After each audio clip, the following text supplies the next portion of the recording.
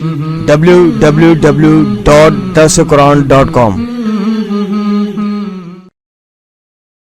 الحمد للہ وحدہ والصلاة والسلام على من لا نبی بعدہ اما بعد فاعوذ باللہ من الشیطان الرجیم بسم اللہ الرحمن الرحیم ویل للمطففین الذین اذا اکتالوا علی الناس یستوفون واذا کالوهم او وزنوهم یخسرون الا يظن اولئك انهم مبعوثون ليوم عظيم يوم يقوم الناس لرب العالمين كلا ان كتاب الفجار لفي سجين وما ادراك ما سجين كتاب مرقوم ويل يومئذ للمكذبين الذين يكذبون بيوم الدين وما يكذب به إلا كل معتد أثيم إذا تتلى عليه آياتنا قال أساطير الأولين كلا بل ران على قلوبهم ما كانوا يكسبون كلا إنهم عن ربهم يومئذ لمحجوبون ثم إنهم لصال الجحيم ثم يقال هذا الذي كنتم به تكذبون كلا إن كتاب الأبرار لفي عليين وما أدراك ما عليون كتاب مرقوم يشهده المقربون إن الأبرار لفي نعيم على الأرائك ينظرون تعرف في وجوههم نظرة النعيم يسقون من رحيق مختوم ختامه مسك وفي ذلك فليتنافس المتنافسون ومزاجه من تسنيم عينا يشرب بها المقربون إن الذين أجرموا كانوا من الذين آمنوا يضحكون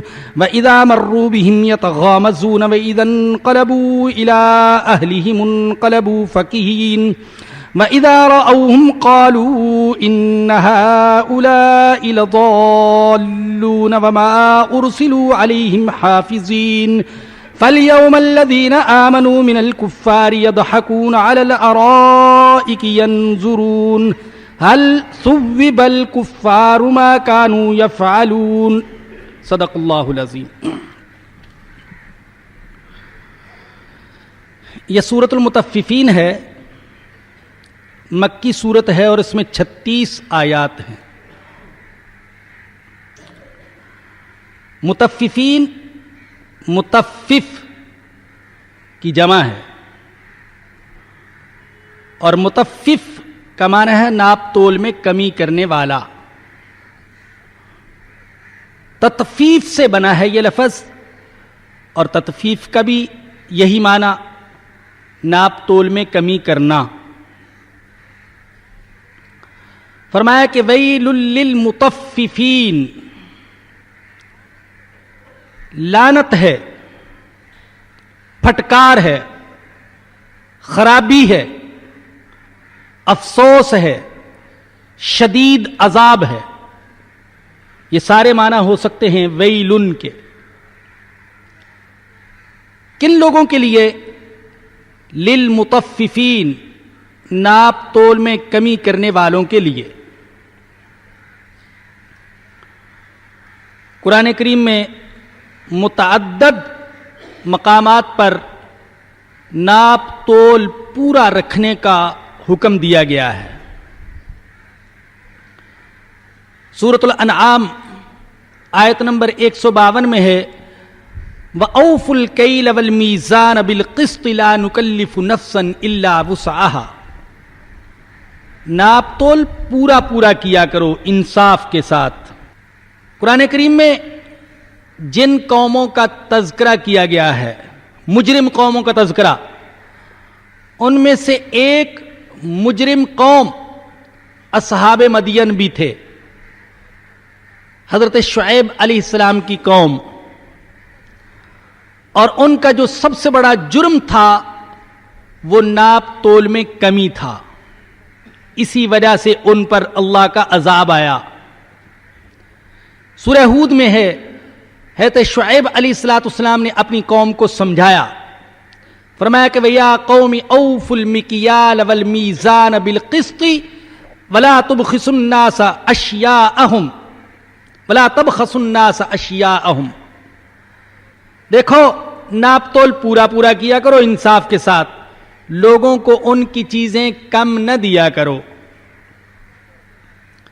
سمجھاتے رہے لیکن قوم باز نہ آئی.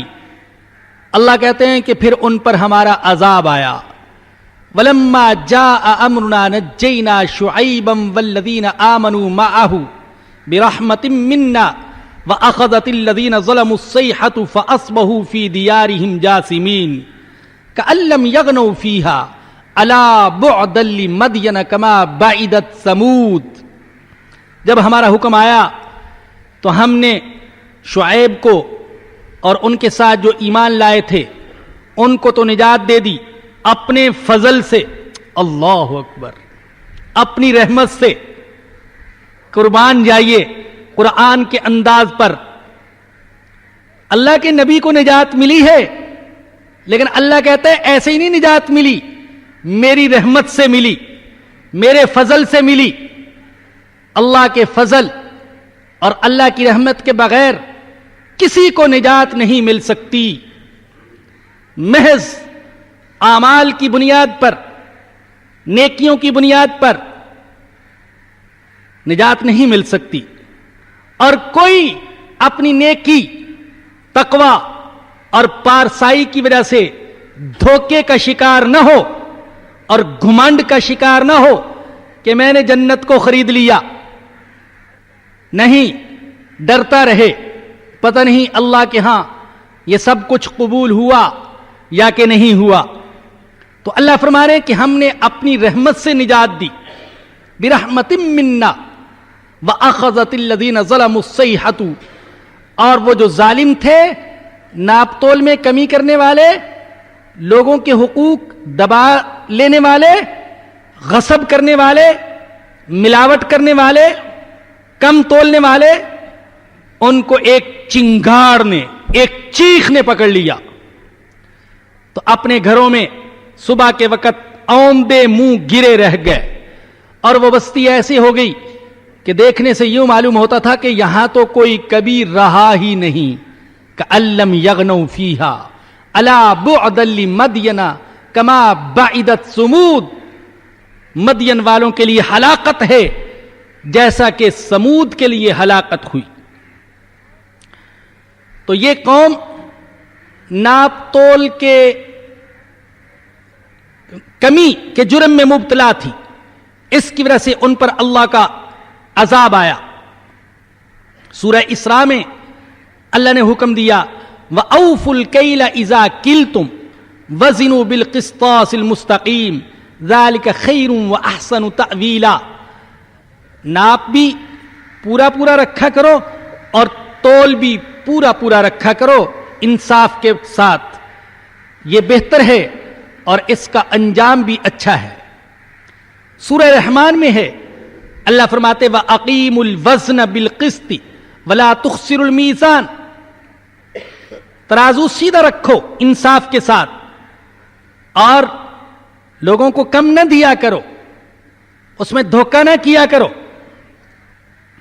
یوں ہی قرآن کریم میں متعدد مقامات پر اللہ نے ناپ تول پورا رکھنے کا حکم دیا ہے. لیکن آج ہم نے اللہ کے اس حکم کو نظر انداز کر دیا. ڈنڈی مارنا، ملاوٹ کرنا، کم تولنا، یہ ہماری پہچان بن گئی. ساری دنیا کو پتہ چل گیا کہ ہم دکھاتے کچھ اور ہیں اور دیتے کچھ اور ہیں. سب نے جان لیا کہ ہم معاملات کے کھڑے نہیں ہیں، ہم سچے تاجر نہیں ہیں. حالانکہ ہمارے آقا صلی اللہ علیہ وسلم نے سچے اور امانت دار تاجر کو جنت کی بشارت سنائی، اور ایسی بشارت جو کہ کسی نمازی اور روزے دار کو نہیں سنائی ہے. کیا فرمایا؟ التاجر الصدوق الامین، سچا اور امانت دار تاجر قیامت کے دن نبیوں اور شہیدوں کے ساتھ ہوگا. اللہ اکبر. ارے جس امت کو اتنی بڑی بشارت سنائی گئی، لیکن اس کے باوجود وہ تجارت میں جھوٹ بولتی ہے، خیانت کرتی ہے، ملاوٹ کرتی ہے، دھوکہ دیتی ہے، فراڈ کرتی ہے، دکھاتی کچھ ہے دیتی کچھ ہے، قول کی سچی نہیں، وعدے کی پکی نہیں. اور اس کا نتیجہ کیا نکلا کہ آج ہم تجارت کے میدان میں سب سے پیچھے رہ گئے. ایک وقت تھا کہ ہم تجارت کے میدان میں سب سے آگے تھے. پتہ نہیں یہ کس نے ہمارے ذہن میں بٹھا دیا کہ دیندار بننے کے لیے دکان کو، ملازمت کو اور تجارت کو چھوڑنا یہ ضروری ہے. یہ کس احمق نے ہمارے ذہن میں یہ بات کوٹ کوٹ کر بھر دی؟ بہت سے لوگ ہیں، ان سے پوچھیں ارے بھائی کیا بات ہے، فلاں آج کل نظر نہیں آ رہے. کہتے ہیں یہ آج کل ان پر دینداری کا غلبہ ہو گیا ہے، تو اس لیے دکان تجارت سے انہوں نے منہ موڑا ہوا ہے. گویا کہ دیندار بننے کے لیے دکان کو، تجارت کو، کاروبار کو، ملازمت کو، رزق حلال کے ذرائع کو چھوڑنا ضروری ہے. یہ کس نے کہہ دیا؟ کیا حضرت عثمان رضی اللہ تعالی عنہ تاجر نہیں تھے؟ حضرت عبد الرحمن بن عوف رضی اللہ تعالی عنہ تاجر نہیں تھے؟ حضرت ابو بکر صدیق رضی اللہ تعالی عنہ تاجر نہیں تھے؟ وہ امام جنہیں ہم سب مانتے ہیں، جن کی اقتداء کرتے ہیں، امام ابو حنیفہ رحمہ اللہ، کیا وہ اپنے وقت کے بہت بڑے تاجر نہیں تھے؟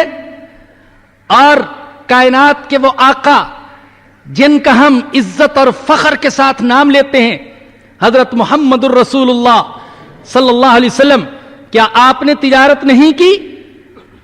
بہت سے انبیاء کرام علیہم السلام کے نام لیے جا سکتے ہیں جو تجارت اور صنعت کے شعبے سے وابستہ تھے، اور قرآن نے باقاعدہ ان کی صنعت کا، ان کی مہارت کا، ان کی کاریگری کا ذکر کیا ہے.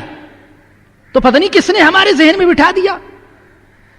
تو بعض تو لوگ وہ ہیں کہ جن کے ذہن میں یہ بات بیٹھ گئی کہ دیندار، کامل دیندار بننے کے لیے تجارت کے میدان سے اور رزق حلال کمانے کے میدان سے منہ موڑنا ضروری ہے. غلط سوچ، قرآن اور حدیث کے خلاف سوچ، اپنے نبی کے اسوہ اور طریقہ اور سنت کے خلاف سوچ. اور جو تجارت کر رہے ہیں ان کا حال یہ ہے کہ وہ دیانت اور امانت کا حق ادا نہیں کرتے، جس کا نتیجہ یہ نکلا ہے کہ آج تجارت اور صنعت کے میدان پر یہودی، عیسائی، ہندو اور غیر مسلم چھائے ہوئے. اللہ اکبر.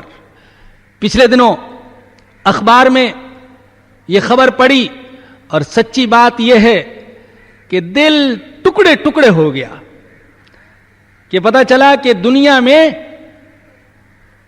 جو سب سے ٹاپ پر 50 کمپنیاں ہیں، وہ 50 کی 50 کمپنیاں غیر مسلموں کی ہیں. ان میں کوئی ایک کمپنی بھی مسلمان ملک کی نہیں ہے، نہ پاکستان کی، نہ انڈونیشیا کی، جس کا آج کل بڑا شہرہ ہے کہ وہاں کے قائد نے اس کو ترقی کے بام عروج تک پہنچا دیا. نہ ملیشیا کی، نہ سعودیہ کی، جس کے پاس پٹرول، سونا اور دوسری بعض معدنیات کے دریا ہیں. کسی عرب ملک کا اور کسی اجمی ملک کا، کسی اسلامی ملک کا ان 50 کمپنیوں میں نام نہیں آیا. ساری کی ساری غیر مسلموں کی. چنانچہ آج ہم مجبور ہیں ان کی مصنوعات استعمال کرنے پر، ان کی بنائی ہوئی گاڑیاں، ان کے بنائے ہوئے جہاز، ان کے بنائے ہوئے مشروبات، ان کی بنائی ہوئی دوائیں، ان کی بنائی ہوئی غذائیں، ان کے بنائے ہوئے صابن، ان کے بنائے ہوئے بجلی اور دوسری چیزوں کے آلات، یہاں تک کہ ان کے بنائے ہوئے جوتے، ان کے بنائے ہوئے موزے، حد تو یہ کہ ان کی بنائی ہوئی ٹوپیاں، اللہ اکبر، ان کے بنائے ہوئے مصلے. نماز ہم پڑھتے ہیں اور ہمارے مصلے غیر مسلم بناتے ہیں. ٹوپی ہم پہنتے ہیں لیکن ٹوپی چائنا میں بہترین تیار ہوتی ہے. بہت سی گھڑیاں، اسلامی گھڑیاں، اسلامی چیزیں وہ غیر مسلم بنا رہے. ہم مفت خورے، نکمے خوش ہوتے ہیں، دیکھو ہماری خدمت کر رہے، لیکن کیا وہ ہم سے نفع نہیں لے رہے؟ اور یہ نفع کیا ہمارے خلاف استعمال نہیں ہو رہا؟ اسی نفع سے کیا اسلحہ تیار نہیں کیا جا رہا؟ تجارت اور صنعت کا میدان، ٹیکنالوجی کا میدان ہم نے ان کے لیے خالی چھوڑ دیا. میں قرآن اور حدیث کے مطالعے کی بنا پر کہتا ہوں، انشاءاللہ یہ بات غلط نہیں ہوگی. جو شخص مسلمانوں اور اسلام کے غلبہ کی نیت سے تجارت، صنعت اور ٹیکنالوجی کے میدان میں کافروں سے آگے بڑھنے کی کوشش کرتا ہے، خدا کی قسم اس کو تہجد گزار مسلمان سے بھی زیادہ ثواب ہوگا. جو ان کی محتاجگی سے، ان کے سامنے کشکول لے کر کھڑا ہونے سے، ان کے سامنے دامن پھیلانے سے اور ان کے سامنے ہاتھ پھیلانے سے ہمیں بچاتا ہے، وہ ہمارا کتنا بڑا محسن ہوگا. لیکن ہم محسنوں کی قدر کرنے والی قوم نہیں ہیں، ہم محسنوں کو ذلیل کرنے والی قوم ہے. ہماری تاریخ یہ ہے، ہمارا شیوا یہ ہے، ہم نے اپنے ہر محسن کو ذلیل کیا، اس کو ننگا کیا اور پوری دنیا کے سامنے ننگا کیا. یہ ہماری تاریخ ہے، محسن کشی کی تاریخ. وہ اپنے فنکاروں، کھلاڑیوں اور دنیا میں نام پیدا کرنے والے کسی بھی فرد کو سر آنکھوں پر بٹھاتے ہیں اور ہم ایسوں کو جوتوں کے نیچے روندتے ہیں، ذلیل و خوار کرتے ہیں. اللہ اکبر. تو بعض کے ذہن میں تو یہ بیٹھ گیا کہ دیندار بننے کے لیے تجارت، صنعت سے منہ موڑنا ضروری ہے، اور جنہوں نے ان شعبوں کو اپنایا تو ان کا حق ادا نہ کیا. اب یہ ایک تحریک چلی پچھلے دنوں، بھئی یہ پیپسی اور کوکا کولا اور فلاں فلاں مشروب یہ غیر مسلموں کے بنائے ہوئے ہیں، ان کا بائیکاٹ کیا جائے. چنانچہ بائیکاٹ کیا. الحمدللہ ہم تو پیتے ہی نہیں ہیں، شوق ہی نہیں ہے بالکل. اللہ کا لاکھ لاکھ شکر ہے. مجبوری ہو تو کبھی پی لیا، ورنہ پیتے ہی نہیں مشروب اس قسم کی. بہت سے نقصانات ہیں اس میں، طبی اور صحت کے اعتبار سے. تو جو پیتے تھے وہ بھی بائیکاٹ کرنے لگے، اور اب بہت سے مشروبات مسلمانوں کے بنائے ہوئے مارکیٹ میں آ گئے. یہ زمزم کولا، یہ مکہ کولا، یہ مدنی کولا اور نامعلوم کس کس نام کے. بہت سے لوگ بڑے خوش ہیں، ہمارے اپنے مشروب آ گئے. مجھے بھی خوشی ہونی چاہیے قدرتی طور پر لیکن مجھے افسوس صرف یہ ہوا کہ انہوں نے مکہ کا نام کیوں رکھا ہے, مدنی نام کیوں رکھا ہے, زمزم جیسا متبرک نام کیوں رکھا ہے. اگر انہوں نے اپنی روایت اور اپنی عادت کے مطابق گڑبڑ کی اور صحیح معیار کے مشروب بازار میں مہیا نہ کیے تو یہ تو ذلیل ہوں گے. یہ متبرک نام, یہ مکہ کا نام, یہ مدنی کا نام, یہ زمزم کا نام, یہ دنیا کے سامنے ذلیل ہو جائیں گے کہ یہ مدنی, یہ مکہ, یہ زمزم, یہ سب ایسے ہی ہیں, دھوکے باز ہیں. کیسے ہمارے محترم نام ہیں, بابرکت نام ہے, تو یہ نام بدنام ہوں گے. ایک جاننے والے ساتھی ہیں, اللہ ان کو ہدایت دے, داڑھی منڈواتے تھے پہلے اور انتہا درجے کے وعدہ خلاف, جھوٹے, فریبی, دھوکے باز. کچھ عرصہ گزرا تو انہوں نے داڑھی رکھ لی, تو مجھے بڑا افسوس ہوا. آپ کو تعجب ہوگا, ان کے داڑھی رکھنے سے مجھے بڑا افسوس ہوا. میں نے کہا یہ اپنی فطرت سے تو باز آئے گا نہیں, لیکن اس کے داڑھی رکھنے سے اب داڑھی بدنام ہوگی. جھوٹ تو یہ پہلے بھی بولتا تھا,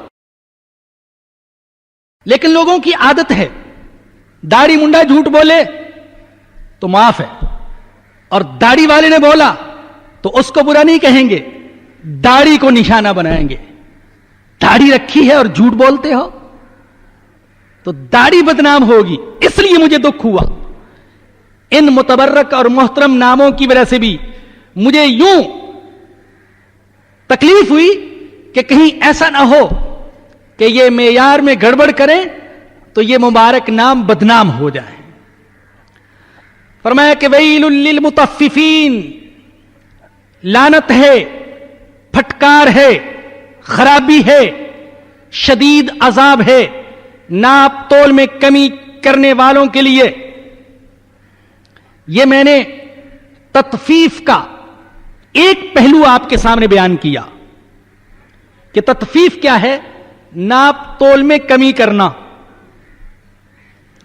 لیکن بعض حضرات نے تطفیف کے معنی کو بڑی وسعت دی ہے اور بتایا ہے کہ تطفیف ایک اخلاقی بیماری ہے, ایک ظلم ہے. تطفیف کیا ہے اور مطفف کون ہے؟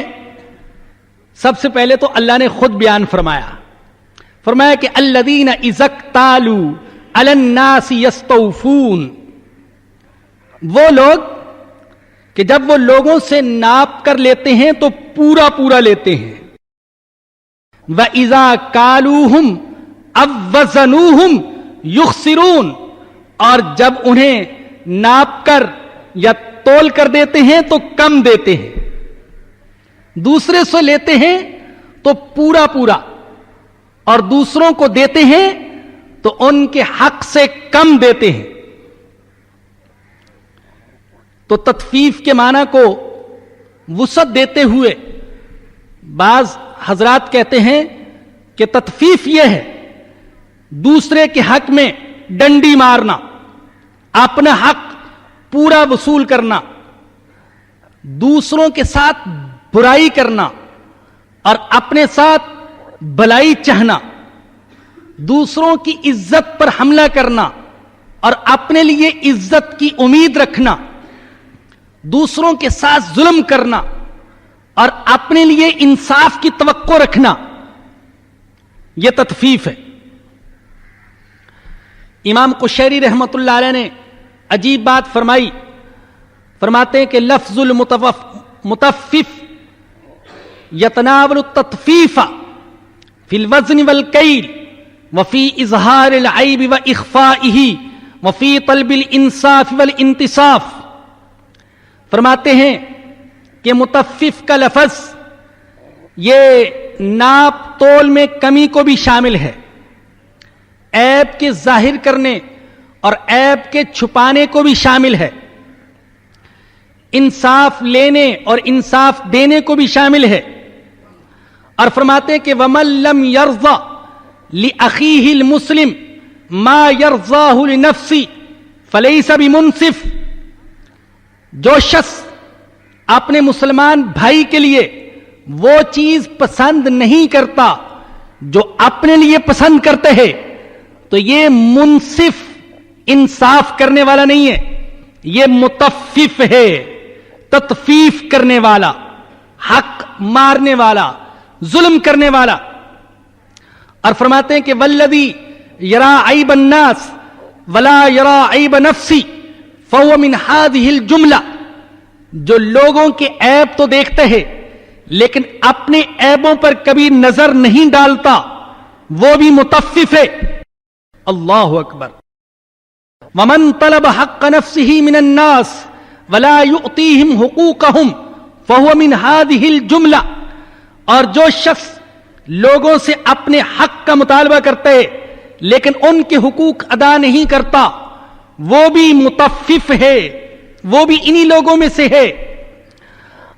और आखिर में फरमाते हैं, अजीब बात फरमाई, वल फता मन यक़ज़ी हुकूक अन्नास वला यतलुब मिन अहदिन लिनफ्सिही हक्का। सही नौजवान, मुस्लिम नौजवान, अल्लाह वाला तो वो है जो लोगों के हुकूक तो अदा करे लेकिन अपने हक का मुतालबा उनसे ना करे। अल्लाह अकबर। एक है अदल, एक है ईसार और एहसान। अदल तो यह है कि दूसरों का हक दे और अपना हक ले, और ईसार और एहसान यह है दूसरों का हक तो दे लेकिन अपना हक ना ले।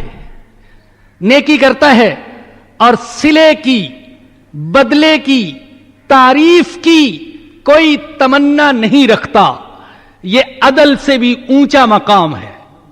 इन्नल्लाह यअमुरु बिल अदली वल इहसान। अल्लाह ने पहले अदल का जिक्र किया, फिर एहसान का जिक्र किया। अल्लाह तुम्हें अदल का हुक्म देते हैं और एहसान का हुक्म देते हैं। फरमाया कि देखो, अगर तुम पर कोई ज्यादती करे तो तुम भी ज्यादती कर सकते हो, बदला ले सकते हो, लेकिन अगर कोई मुआफ कर दे तो ये उससे भी ऊंचा मकाम है। याद रखो कि इन्नल्लाह युहिब्बुल मुहसिनीन। अल्लाह एहसान करने वालों को पसंद करता है, उनसे मोहब्बत रखता है। तो तत्फीफ का दायरा यह वसी कर दिया कि तत्फीफ यह है कि अपना हक तो वसूल किया जाए लेकिन दूसरों का हक अदा न किया जाए। अफराद हूं या जमातें, आज सब के सब इस बीमारी में मुब्तला है और झगड़े सारे इसी से होते हैं कि हम चाहते हैं कि हमारा हक तो हमें मिल जाए लेकिन हम दूसरे का हक अदा ना करें। मालिक और मुलाजिम को देख लीजिए तो यही चपकलश है। मुलाजिम चाहता है कि मुझे तनख्वाह तो पूरी मिले लेकिन काम पूरा ना करूं। मालिक चाहता है कि इससे काम तो कुछ ज्यादा ले लूं लेकिन तनख्वाह और मजदूरी कुछ कम दूं। लड़ाइयां पैदा होती हैं, झगड़े होते हैं। जमातों में भी यही चल रहा है। एक जमात दूसरी जमात को बुरा भला कहती है लेकिन यह उम्मीद रखती है कि मुझे कोई कुछ ना कहे। तो यह तत्फीफ की बीमारी आम हो चुकी। फरमाया कि वैलुल लिल मुतफ्फिफीन, लानत है, खराबी है नाप तोल में कमी करने वालों के लिए कि जब वो लोगों से नाप कर लेते हैं तो पूरा पूरा लेते हैं और जब उन्हें नाप कर देते हैं या तोल कर देते हैं तो कम कर देते हैं। अला यज़ुन्नु उलाइका अन्नहुम मबऊसून। कुरान आम किताब नहीं है, कुरान खास किताब है। कुरान कानून भी बयान करते हैं तो अपने अंदाज में। एक तरफ उन लोगों की मुजम्मत बयान की जो मुतफ्फिफ हैं, جن کے اندر تطفیف کی بیماری پائی جاتی ہے. دوسری طرف یہ فرمایا الا یظن اولئک، کیا انہیں یہ گمان نہیں انہم مبعوثون لیوم عظیم، کہ انہیں ایک بڑے سخت دن میں اٹھایا جائے گا.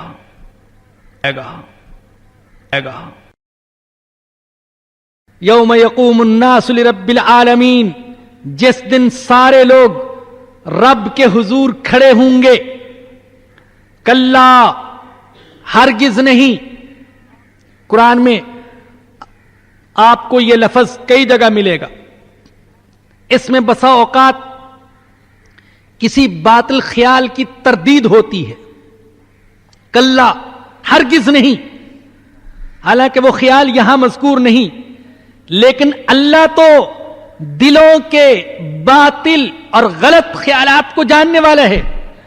بہت سے لوگ ایسے تھے کہ ان کے دل میں یہ خیال تھا کہ اول تو قیامت کا دن آئے گا نہیں، اور اگر آ بھی گیا تو وہاں بھی ہمیں وہی عزت و وجاہت حاصل ہوگی جو آج دنیا میں حاصل ہے، اور اگر پھنس بھی گئے تو ہمارے دیوتا ہمیں چھڑا لیں گے.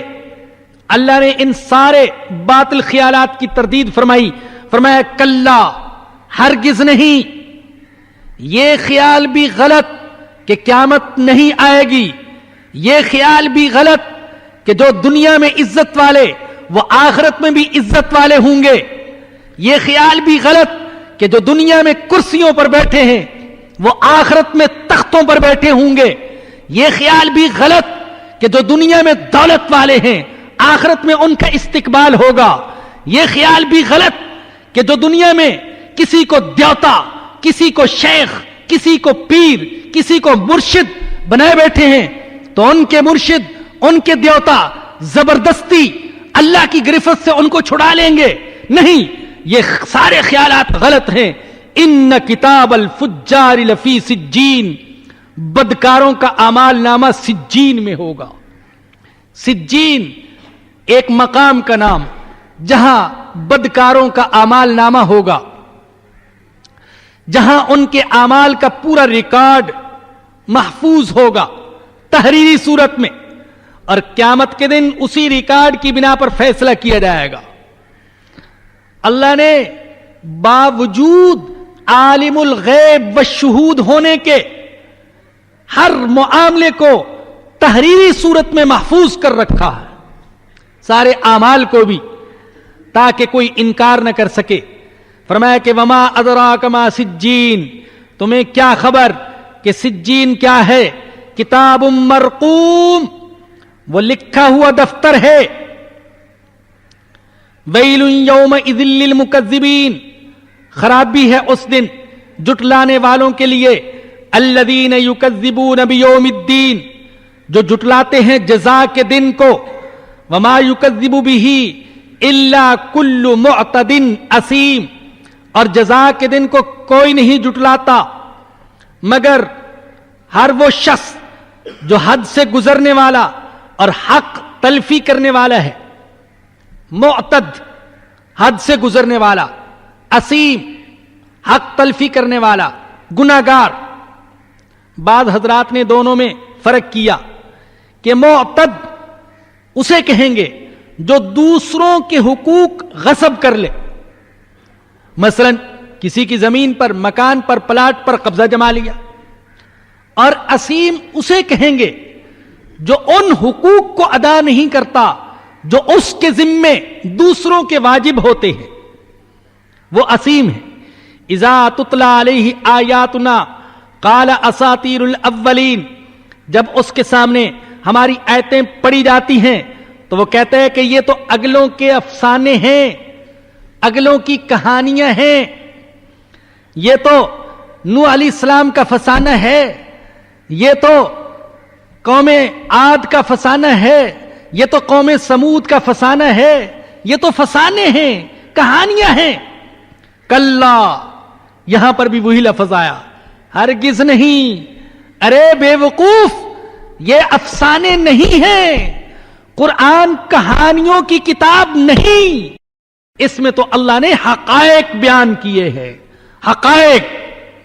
ایسے حقائق جو کبھی جھوٹے نہیں ہو سکتے، ایسے حقائق جن کی سچائی میں ذرہ برابر شک نہیں ہو سکتا. ذالک الکتاب لا ریب فیہ، اس کتاب میں کوئی شک ہی نہیں. کلا، ہرگز نہیں، تمہارا یہ خیال غلط، بلکہ اصل بات یہ ہے ران علی قلوبہم ما کانوا یکسبون، ان کے دلوں پر ان کے اعمال کا زنگ چڑھ گیا ہے. اصل بات یہ ہے ان کے دل کالے ہو گئے ہیں، ان کے دل زنگ آلود ہو گئے ہیں، اس لیے اب وہ سچائی کو، حقیقت کو قبول نہیں کرتے. قرآن ان کو حقائق کی کتاب نہیں، کہانیوں اور افسانوں کی کتاب نظر آتا ہے. ران، زنگ، حسن بصری رحمت اللہ علیہ فرماتے ہیں الران هو الذنب على الذنب حتى يعمي القلب ويسود من الذنوب. ران کیا ہے؟ فرماتے ہیں کہ گناہ پر گناہ کرتے جانا یہاں تک کہ دل اندھا ہو جاتا ہے اور دل سیاہ ہو جاتا ہے. ایک حدیث میں جو ترمذی اور نسائی میں حضرت ابو ہریرہ رضی اللہ تعالیٰ عنہ سے مروی ہے، اس میں نبی اکرم صلی اللہ علیہ وسلم فرماتے ہیں ان العبد اذا اذنب ذنبا نکتت فی قلبہ سودا، جب کوئی بندہ گناہ کرتا ہے اس کے دل پر کالا نقطہ لگ جاتا ہے. فإن تاب ونزع، اگر وہ توبہ کر لے اور گناہ سے باز آ جائے، واستغفر، اللہ سے معافی مانگ لے، سوقل قلبہ، اس کے دل کو صاف کر دیا جاتا ہے.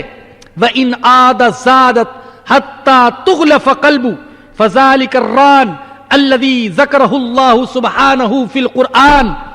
اور اگر توبہ نہ کرے، گناہ کرتا جائے، تو پھر اس کا دل سیاہ ہوتا جاتا ہے، نقطے بڑھتے جاتے ہیں یہاں تک کہ پورا دل کالا ہو جاتا ہے. اور حضور نے فرمایا یہ ہے وہ ران، یہ ہے وہ زنگ جس کا اللہ نے قرآن میں ذکر کیا ہے. گناہوں سے دل کالا ہو جاتا ہے. بہت سے لوگ آپ کو ایسے ملیں گے، آپ ان کو قرآن سنائیں، حدیث سنائیں، قیامت کا تذکرہ کریں، ان کے سامنے روئیں، پیٹیں، لیکن ایسا نظر آئے گا کہ ان پر کچھ اثر نہیں ہو رہا، ان کے چہرے پر کوئی تأثر نہیں، ان کا دل نرم نہیں ہو رہا. یہ کیا وجہ ہے؟ دل سخت ہو گئے. ہم اذان سنتے ہیں لیکن متوجہ نہیں ہوتے. کیوں؟ دل سخت ہو گئے، دلوں پر زنگ چڑھ گیا، دل کالے ہو گئے. اب دلوں کا زنگ کیسے دور ہوگا؟ دلوں کا زنگ توبہ سے دور ہوگا، اور دلوں کا زنگ قرآن سے دور ہوگا، قرآن سے. اللہ اکبر. حدیث میں آتا ہے حضرت عبداللہ بن عمر رضی اللہ عنہما فرماتے ہیں کہ نبی اکرم صلی اللہ علیہ وسلم نے فرمایا دلوں کو زنگ لگ جاتا ہے جیسے لوہے کو پانی کی وجہ سے زنگ لگ جاتا ہے. کسی نے سوال کیا یا رسول اللہ یہ دلوں کا زنگ کیسے صاف ہوگا، کیسے دور ہوگا؟ حضور نے فرمایا موت کو کثرت کے ساتھ یاد کرنے سے اور قرآن کی تلاوت کرنے سے. قرآن کی تلاوت سے، غور و تدبر کے ساتھ تلاوت، عظمت کے ساتھ تلاوت کرنے سے دل کا زنگ دور ہوتا ہے، دل صاف ہوتا ہے. کلا بل ران علی قلوبہم ما کانوا یکسبون، ان کے دلوں پر ان کے اعمال کا زنگ چڑھ گیا ہے.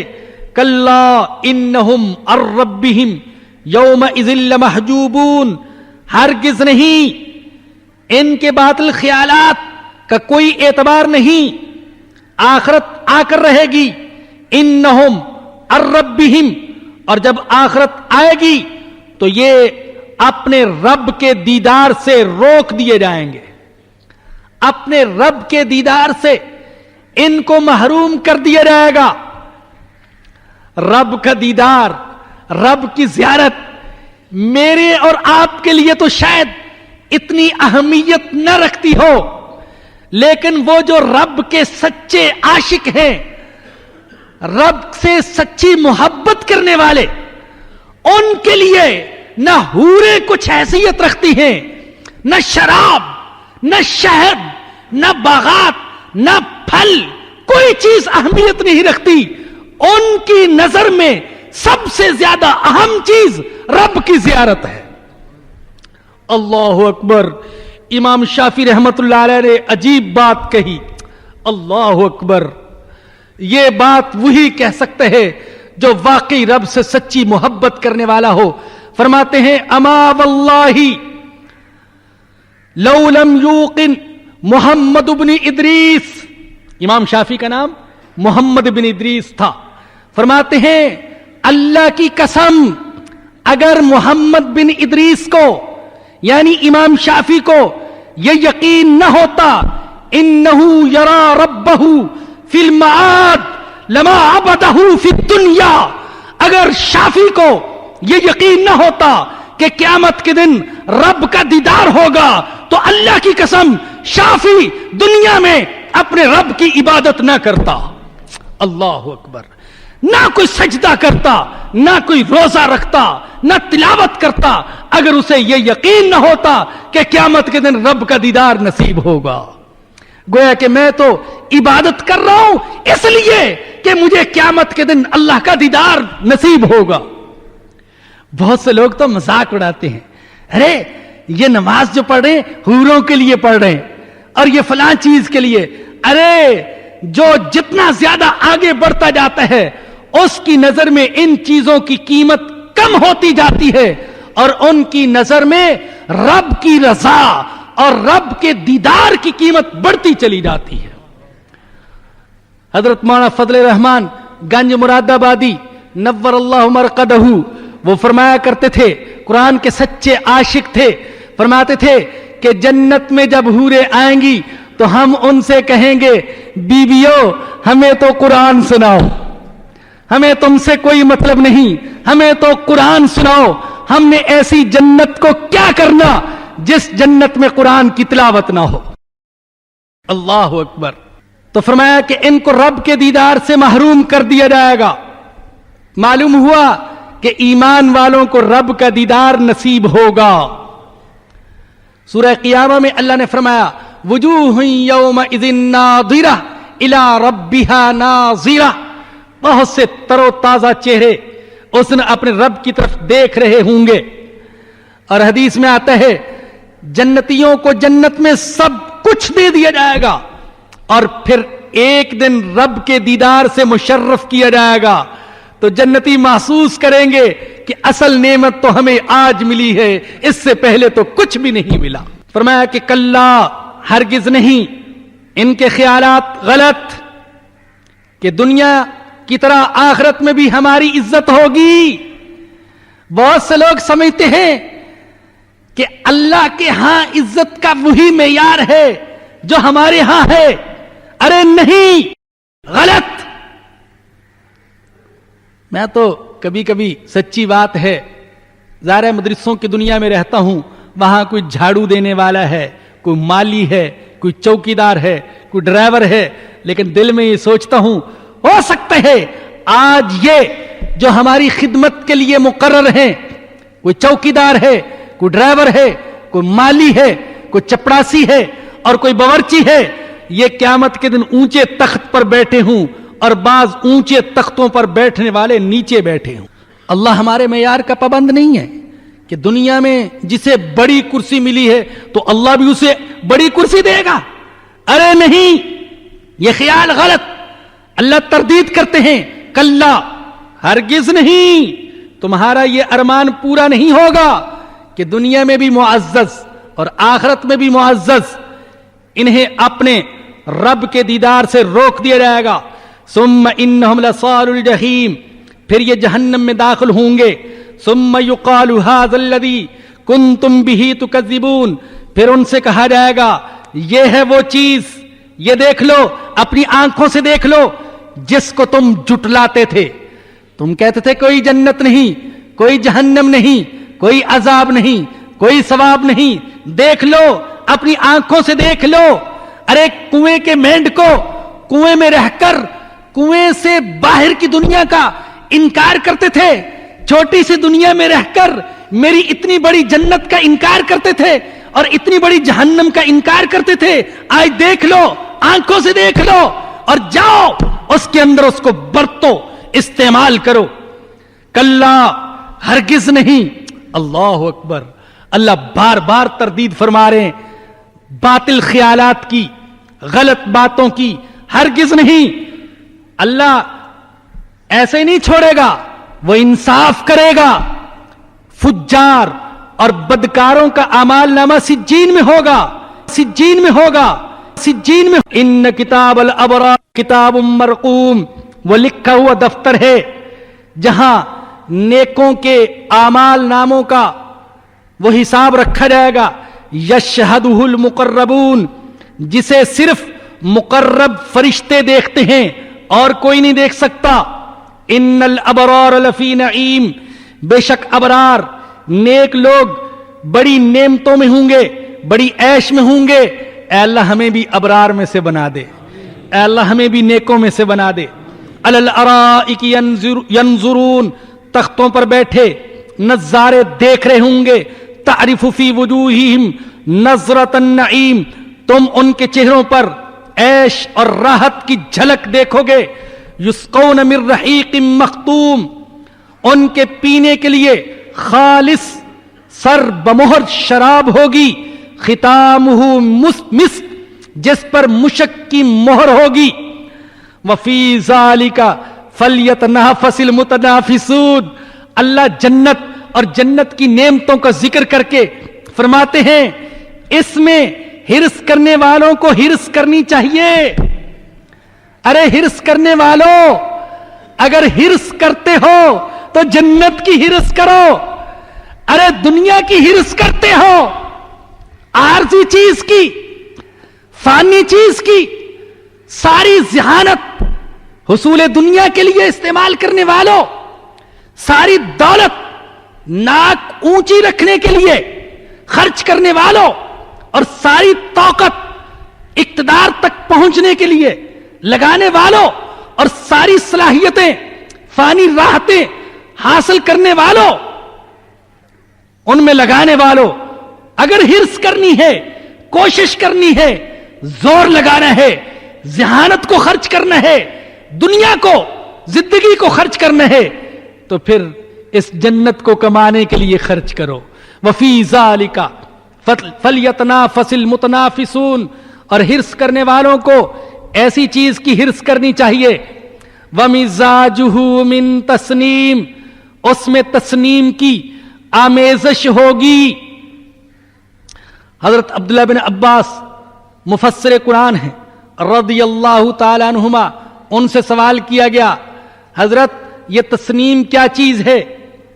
فرمایا ھذا مما قال اللہ فلا تعلم نفس ما اخفی لهم من قرۃ اعین، یہ تسنیم بھی اللہ کی ان نعمتوں میں سے ہے جن کے بارے میں اللہ خود کہتے ہیں کہ میں نے قیامت کے دن اپنے نیک بندوں کے لیے آنکھوں کی ٹھنڈک اور دل کے سرور کا جو سامان چھپا رکھے ہے اسے کوئی نہیں جانتا، اس کی حقیقت کو کوئی نہیں جانتا۔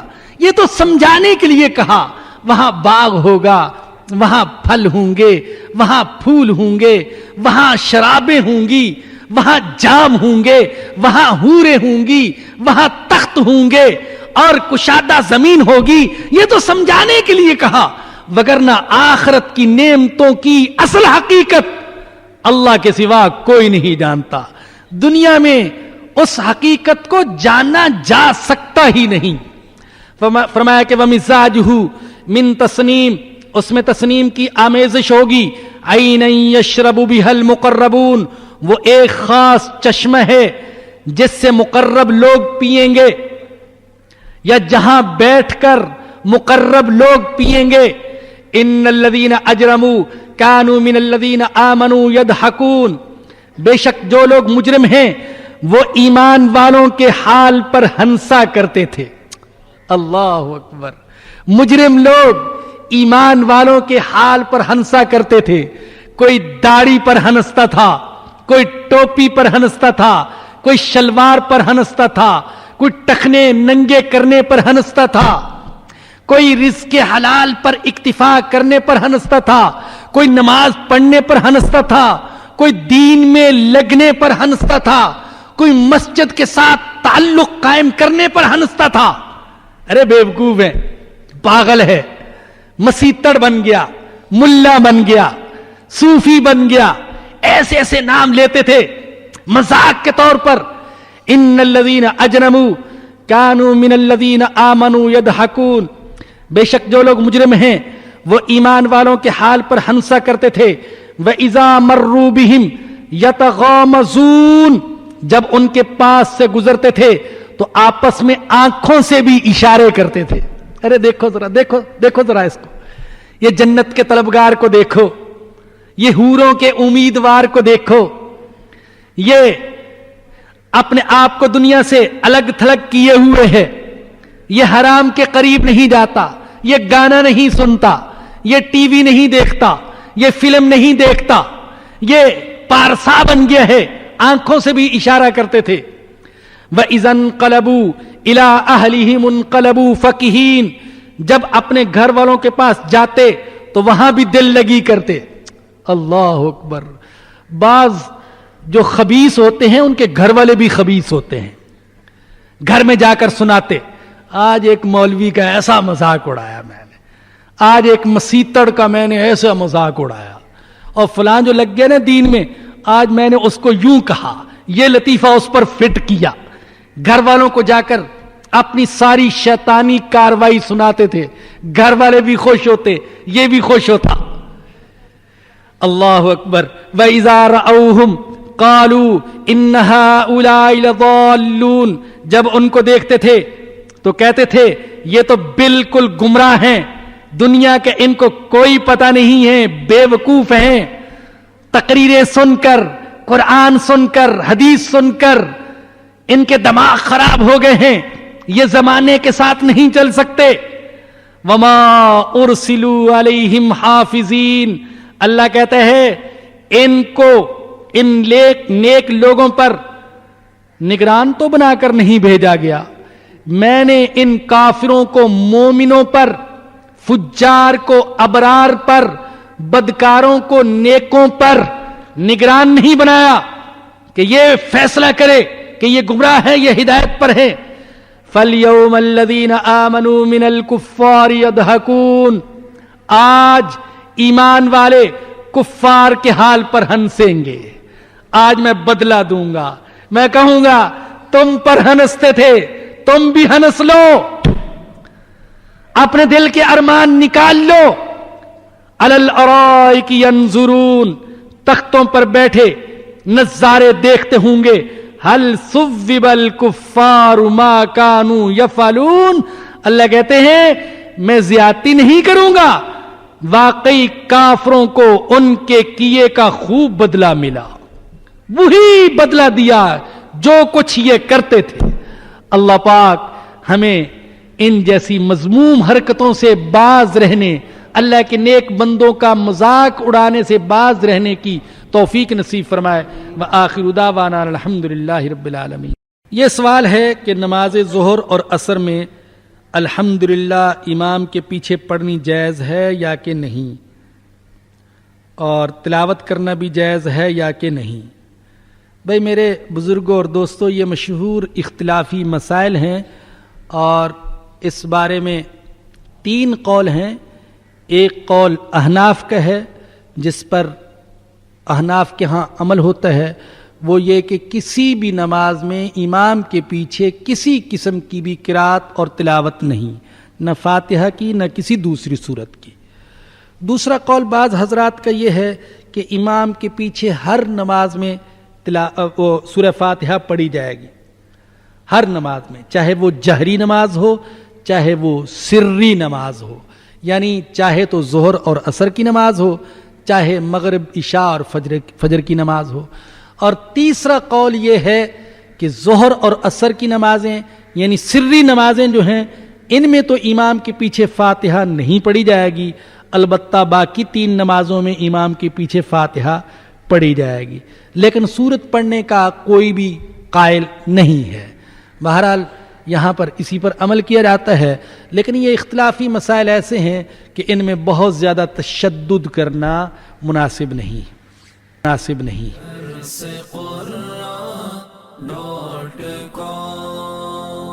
www.darsequran.com